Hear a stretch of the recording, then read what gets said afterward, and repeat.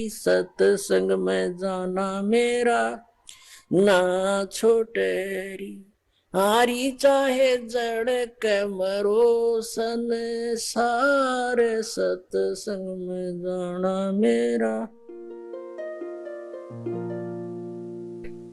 जैसे मीराबाई पिछले जन्म जन्मांतर की पुण्यकर्मी प्राणी थे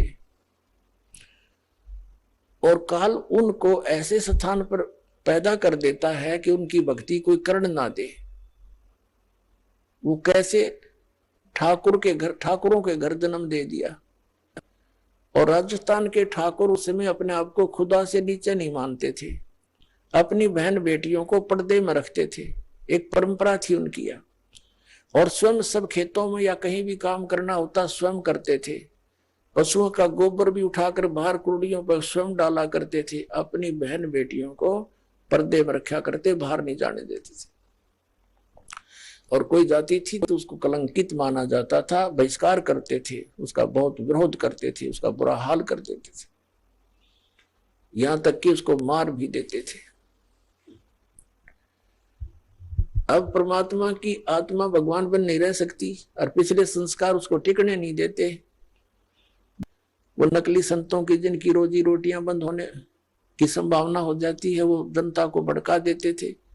हमें अपने पिता का विरोधी बना देते थे, अपने स्वार्थवश वो नकली, जिस कारण से वो खामियाना अभी तक हम भर रहे हैं, भोग रहे हैं। तो पुण्यात्मा मीराबाई की कसक बहुत ज्यादा थी भगवान में। उसकी मां भी धार्मिक थी। माता से उसने पता चला, श्री कृष्ण जी की मूर्ति बना करके वो उसके गुणों से परिचित होकर के भगवान श्री कृष्ण को अपना इष्ट रूप में मानकर पूजा करने लगी। अब जब उसका विवाह करने लगे तो उसकी मां, उसने स्पष्ट कह दिया कि माता मैं दूसरी शादी नहीं कर सकती, मैंने तो ब्याह कर लिया भगवान से। तो नहीं माना, समाज का कारण था, जबरदस्ती उसका ब्याह कर दिया। एक बहुत अच्छे नेक व्यक्ति से विवाह, एक बहुत अच्छे नेक व्यक्ति से हुआ। और वो विवाह के 4 वर्ष के बाद उसके पति की मृत्यु होगी, मीराबाई के पति की। लेकिन उसने मीराबाई की प्रार्थना पर इतनी सुविधा दे दी थी कि मंदिर में जाने अलाउड कर दिया था। वो नगरी का राजा था, तो राजा के आगे विरोध कौन कर सकता है। उसके साथ में 2-3 नौकरानियां बहनें चली जाती थी, तो जिससे तो दूसरे ठाकुर लोग भी नहीं बोल सके, भी अकेली नहीं जाती है, 4-5 जाते हैं इसके साथ।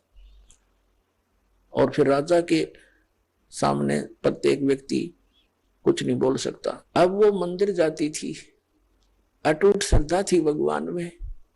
अब परमात्मा कहते हैं, सोचल छिद्र मैं करूं अपने जन के काज, सोचल छिद्र मैं करूं। अब क्या हुआ, दयालु है परमात्मा, सतगुरु आए दया करी, ऐसे दीन दयाल है ये हमारे सत परमात्मा। सतगुरु आते हैं ऐसे दीन दयाल है, अपनी आत्माओं को अपना रास्ता आप ही बताते हैं। एक दिन कुछ परमात्मा कबीर जी के शिष्य हो गए थे, रविदास जी और भी कई शिष्य हो गए थे, लेकिन रविदास जी उनके बहुत निकट रहते थे और वो चमार जाति से थे। आज से 600 वर्ष पहले ये छुआछूत चरम सीमा पर था। और ये जो शेड्यूल कास्ट के जो व्यक्ति होते थे, अनुसूचित जाति यानी चमार हुए, जुलाहे हुए, इनसे अन्य विशेष कर सर्वण जाति बहुत इनको हे समझती थी, इनके निकट नहीं मान जाते थे। तो मीराबाई, जिस रास्ते से मीराबाई जाती थी मंदिर में, उसी रास्ते में बीच में एक गरीब की झोपड़ी थी, आगे उसके साथ ही एक लंबा वैसे वन था, वृक्ष थे, खुला मैदान था। वहां परमात्मा कबीर जी और रविदास जी दोनों संत रूप में वहां सत्संग करने लगे। अब मीराबाई जा रही थी मंदिर में,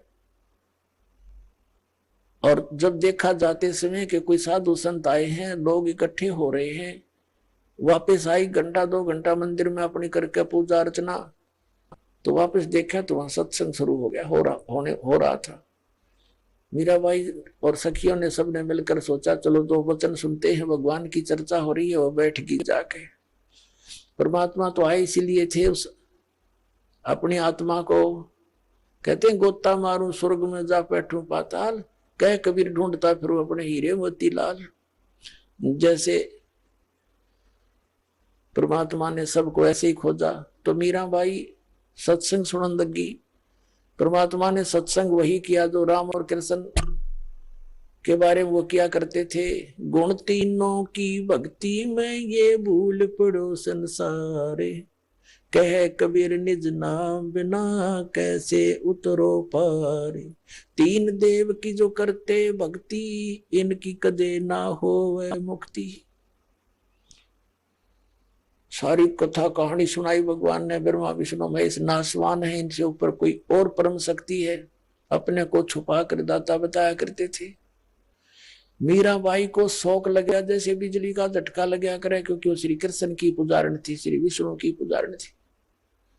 पहली बार तो पुण्यात्मा सबके साथ ऐसी घटना घटी। दास को भी ऐसा झटका लग गया था, क्योंकि दास श्री कृष्ण और विष्णु का कट्टर पुजारी था।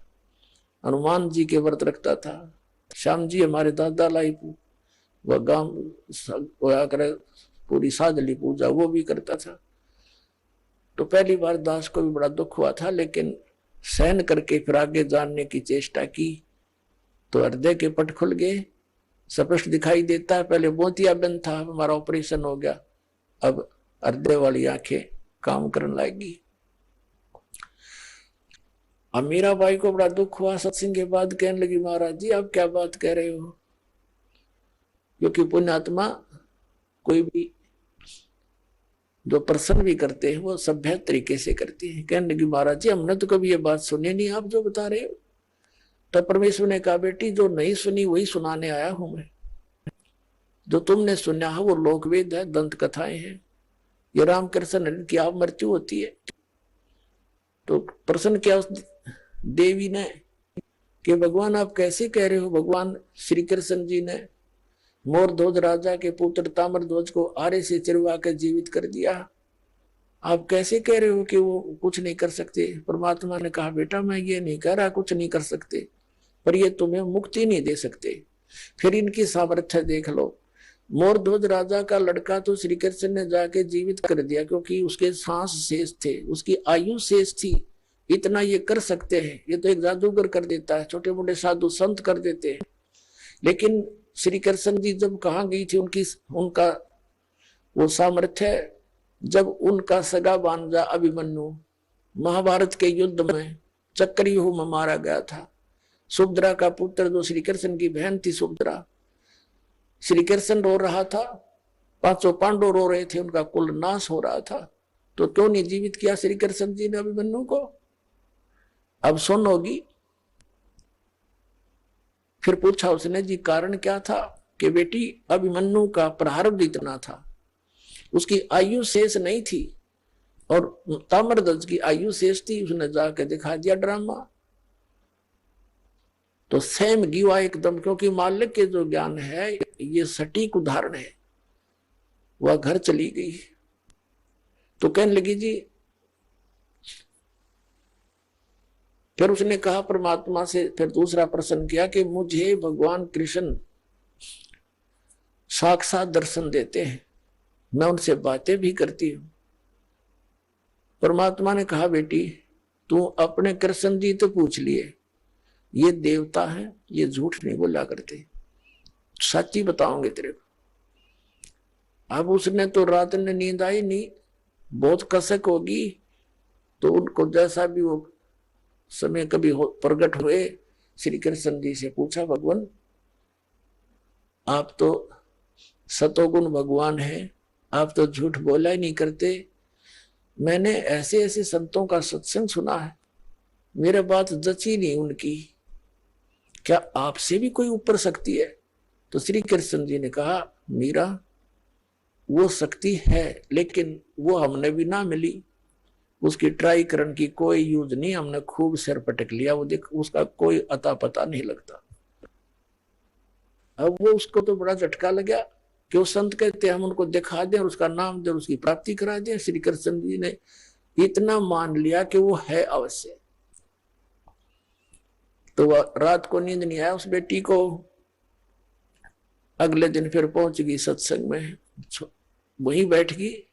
फिर सारी 2-3 दिन लगातार मालिक सत्संग करते रहे। फिर क्या हुआ, मीराबाई को प्रेरणा हुई कि भगवान मुझे उपदेश दे दो। परमात्मा ने कहा बेटा पहला काम है इस भक्ति मार्ग का प्रथम कदम गुरु होना चाहिए, सतगुरु हो, सच्चा ज्ञान वाला हो। तो मीराबाई ने कहा भगवान दीक्षा दे दो। अब परमात्मा ये देखना चाहते थे, या ठाकुरों की लड़की, इसमें भगवान की कितनी चाह है। ये परमात्मा को प्रमुख मानती है या समाज को, लोक लाज को। तब मीरा से कहा बेटी जाओ। परमात्मा ने कहा, पता था कि वो दीक्षा मांगेगी, इतना ज्ञान सुने पाछे तो पुण्यात्मा का कलेजा हिल जाता है। रविदास जी से कह दिया कि तू मीराबाई को नाम दे दिए, प्रथम मंत्र मैंने तुझे बताया, केवल इस को देना, आज के तेरे को आदेश भी नहीं है। और मैं तेरे पास भेजूंगा जब यह दीक्षा लेना होगी, और तू इसकी परीक्षा लेना, तब देना इसको नाम। अब वह लड़की ने प्रार्थना की, परमात्मा ने कहा बेटी जाओ उसके पास, वो बैठा महात्मा, वो देंगे तुझे दीक्षा। वो तो गई वहां पर जहां संकेत मिल गया, जाकर बैठ गई। महाराज जी नाम दे दो, दीक्षा दे दो। रविदास जी कहने लगा बेटी बहन मैं हूं चमार जाति का और तू है ठाकरा की बेटी। गुरु से नाम लेने के बाद जब तूने लोग जाके यूं कहेंगे तूने किससे नाम ले लिया है, चमार पर नाम ले लिया, इज्जत का नाश हो गया। और जब तेरे मन में दोष आ गया भक्ति खत्म हो जाएगी तेरी, और लोग तेरी बेइज्जती बहुत करेंगे बेटी, तो कोई और देख ले अपना गुरु। तो मीराबाई ने कहा कि महाराज जी मैं आपकी बेटी, आप मेरे पिता, बाढ़ में जाए संसार, मैंने नाम दे दो, मैं पीछा छुटवाना चाहती। तो रविदास जी ने दीक्षा दे दी। अपनात्मा भक्तों के लक्षण ये होते हैं, वो लोक लाज नहीं करते।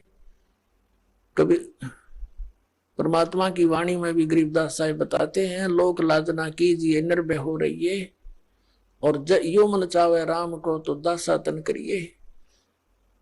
कहते हैं लोक लाज ना कीजिए निर्भय हो रहिए, जय मन चावे राम को दासा तन करिए। स्वान स्वरूप संसार है कुछ कर सी नाही, शीश महल को देख करिए भौंक भौंक मर जाही। सत्संगी तजना सत्संगी संगना तज चितराम बसाही। नित्यानंद जी महाराज संत वे हैं, उन्होंने कहा है कि लोक लाज मर्याद जगत की तरण जो तोड़ बगावे। ये लोक लाज मर्याद जगत की नौगे तरण की तरह डिकड़े की तरह तोड़ के फेंक दे, तब कोई राम भगत गत पावे।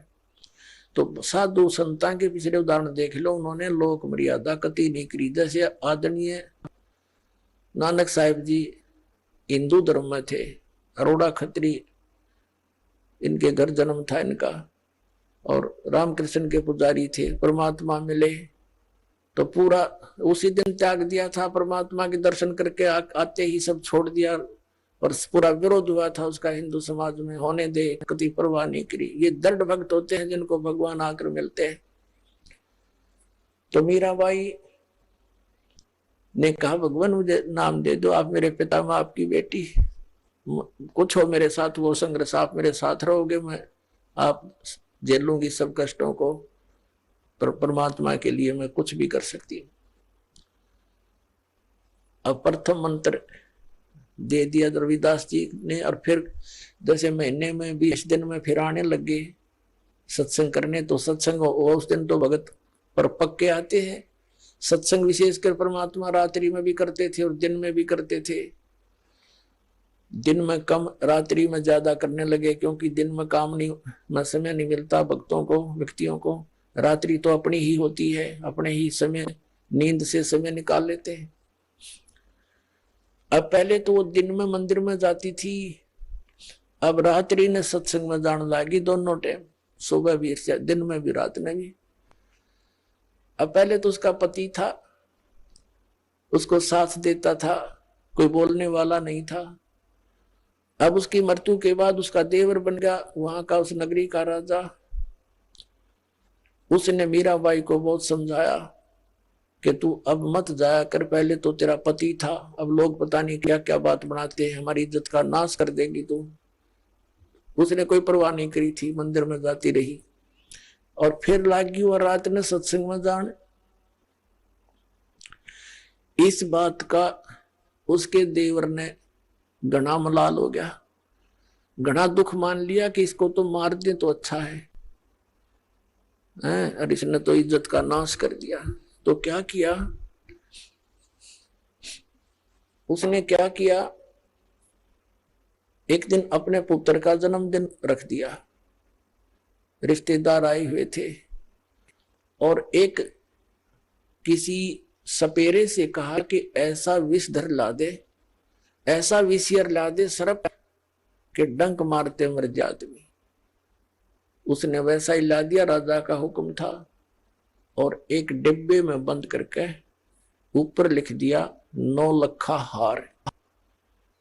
राजा ने एक बांदी से कहा, नौकरानी से, जाओ मीरा को दे दे, ये हार गले में पैर लेगी, सुंदर कपड़े पहन लेगी, रिश्तेदार आवेंगे। और ऐसे, क्योंकि वो तो ऐसी रहती थी बेचारी, उसने तो ना उड़ने पैरने की कोई परवाह नहीं रही थी, भगवान में कसक गनी लगी थी। तो उसने कहा कि ठीक से कपड़े पहन लेना, मेरी बेइज्जती ना करवाना, रिश्तेदार ने कहेंगे भाई रहा नहीं उसकी पत्नी को कैसे रखता है, और ये हार पहन लेगी। उसने सोचा था न्यू कि सर्प डस कर मर जाएगी, सर्प देगा डस, सारे रिश्तेदार होंगे, सब गवाह हो जाएंगे, सांप लड़ गया भाई हम भी वहीं थे, इसलिए मृत्यु होगी उसकी। इसने चाल तैयार चाली थी। अब वो नौकरानी ने तो जाकर दे दिया कि ले मीरा भाई, राजा ने बताया है इसमें एक हार है बहुत कीमती, इसको पहन लेना, और सुंदर कपड़े पहन ले, आज उनका लड़के का जन्मदिन है, दूर दूर के रिश्तेदार आए हुए। मीरा भाई बोली रख दे बेबी, पहन लूंगी। नानू का हिब्बा पहन ले, अकमा पहन लूंगी, तू जा। वह चली गई। अब उसने खोला कि ना पहनूंगी तो यूं दुखी करेगा, इन बातों में तो कोई खास आंट भी नहीं मेरा भक्ति की, मेरे लिए तो माटी है, यू हार है, जो कुछ भी है, लेकिन यू बकवादी आदमी दुखी करेगा।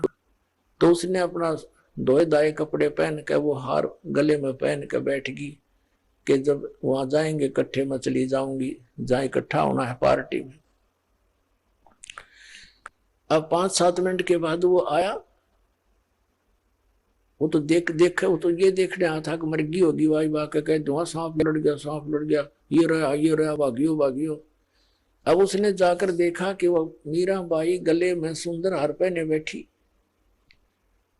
तो कहने लगा कि ये हार कहाँ से लाई, तो कोल्टा मैं जानता था तू रातों जाती है, यही कर्म करने जाती है। वो कहने लगी जी आप भी मुझे जीने देते ना मरने देते, आप ही ने तभी भेजा था, और देख मुझे ही कलंकित कर रहे हो। तो वो कहता मैंने कहा, कौन से उसमें कहाँ भेजा था, कि ये डिब्बे में, ये बांदी नौकरानी देकर गई थी।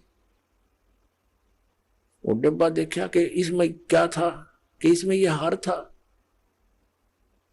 अब उसने सोचा, बांदी बुलाई नौकरानी कि तू, बोली जी मैं अभी देकर बाहर ही बैठी हूं, इनके बाहर नौकरानी थी, वो बाहर रहती थी, और यही डिब्बा, और तो उसके पास कोई वस्त्र भी, कपड़ा भी नहीं था विशेष, और कोई पात्र भी ऐसा नहीं था।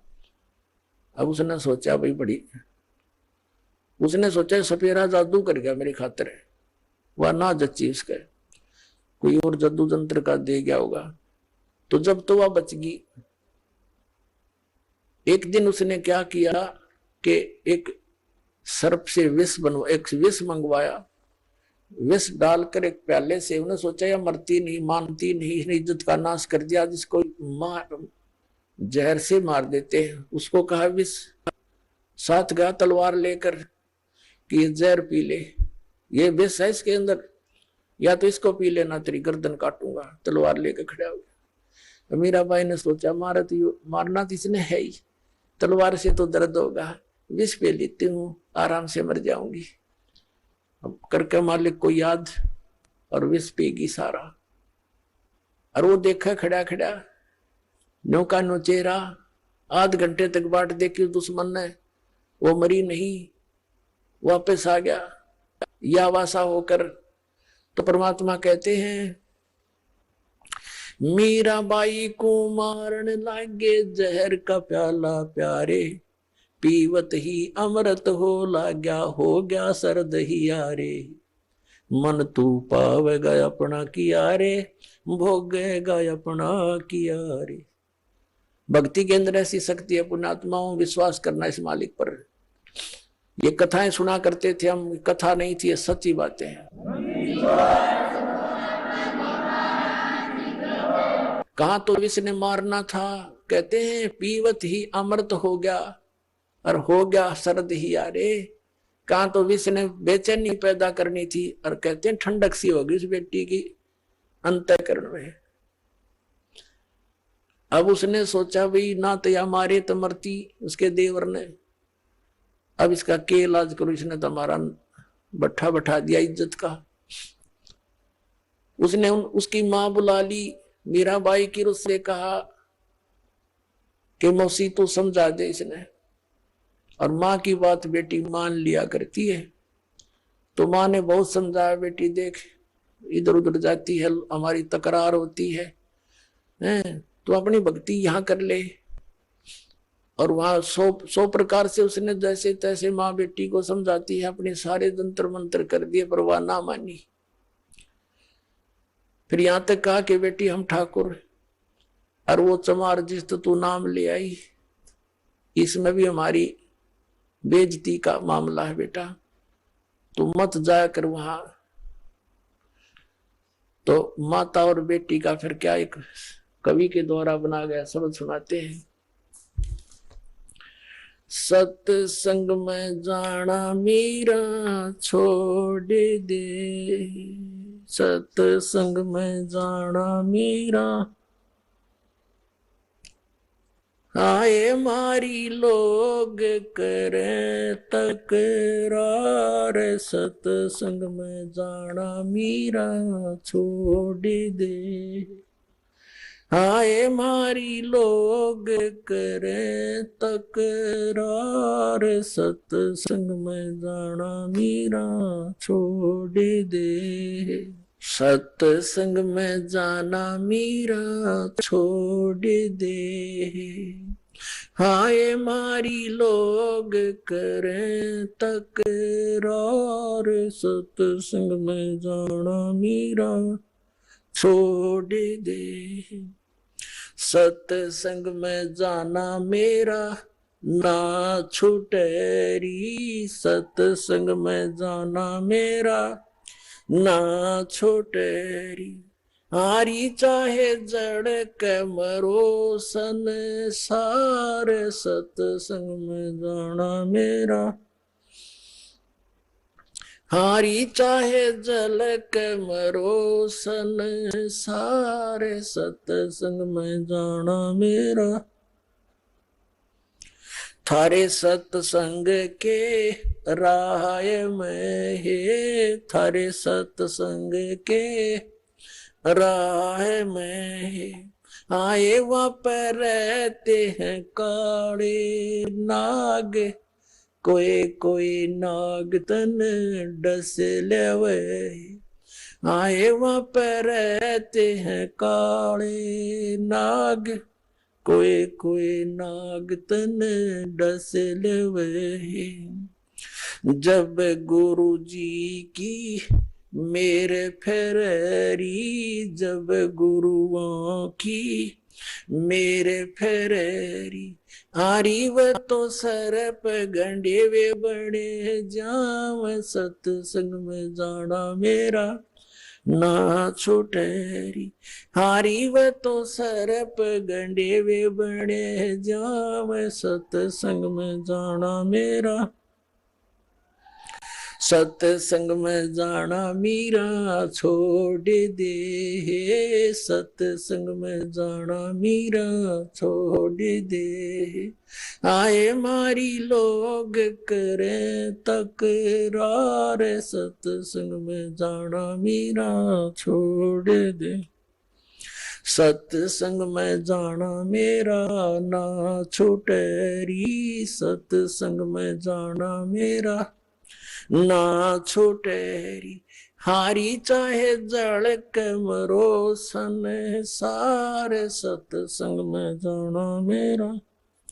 थारे सत्संग के राह में है, वह माता डराना चाहती है बेटी को, तुम्हारे सत्संग के राह में आए वहां पर रहते हैं बब्बर शेर, कोई कोई शेर तन खा लवे, कोई कोई शेर तन खा लवे।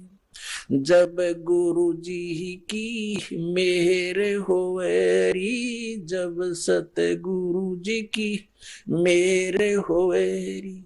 आरी वो तो शेरों के गिदड़ बने जाव, सत्संग में जाना मेरा ना छुटेरी। हारी व तो शेरों के गिदड़ बने जाव, सत्संग में जाना मेरा ना छुटेरी। तुम थारे सत्संग के बीच में है, थारे सत्संग के बीच में आए वहां पर रहते हैं साधु संत, कोई कोई संत तन ले रमे। आए वहां पर रहते हैं साधु संत, कोई कोई संत तन ले रमे। तेरे री मन में माता पाप है री, तेरे री मन में माता पाप है री। वो संत मेरे माँ बाप है री, वो संत मेरे माँ बाप है। हारी व तो कर देंगे बेड़ा पार, सत्संग में जाना मेरा ना छूटे। हारी वे तो कर देंगे बेड़ा पार, सत्संग में जाना मेरा ना छूटे। सत्संग में जाना मेरा छोड़ दे, सत्संग में जाना मेरा छोड़ दे। हाय मारी लोग करें तकरार, सत्संग में जाना मेरा छोड़ दे। सत्संग में जाना मेरा ना छोटेरी, सत्संग में जाना मेरा ना छोटेरी। हारी चाहे जड़ के मरो संसारे, सत्संग में जाना मेरा ना छूटेरी। वो तो जाते चमारे है, वो तो जाते चमारे है, इसमें हमारी आर है, इसमें हमारी आर है। तेरे री लिख माता चमारे है री, तेरे लिख माता चमारे है री। मेरा सृजन और हरी, मेरा सृजन और हरी। हरि व तो मीरा के गुरु रविदास, सत्संग में जाना मेरा न छुटेरी। हरि व तो मीरा के गुरु रविदास, सत्संग में जाना मेरा न छुटेरी। अपने आत्माओं परमात्मा के पाने के लिए, परमात्मा के पाने के लिए सबसे बड़ी बंधन काल ने सबसे बड़े रस्से हमारा बांध रखे हैं, ये लोक परंपराओं के।